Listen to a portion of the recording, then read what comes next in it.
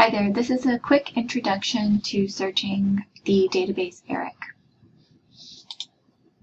I'm going to run my search for medical education and problem-based learning.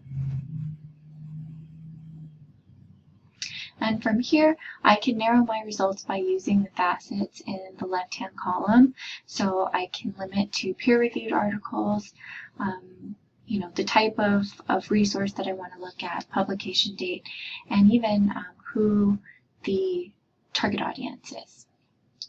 So here I have my articles selected, and in order to export these from the database and import it into a citation manager like EndNote, I go to Save in the upper right hand corner, and I choose this RIS format, works with EndNote. So I want to make sure that I have EndNote open already. I have the desktop version open on my computer. So, and I'm in the Firefox browser.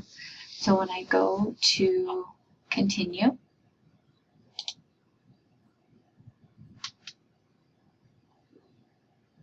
the database is creating a file. And now I have the option to open it with this Research Soft Direct Export Helper. And this is going to open my citations in my EndNote library directly. Thanks.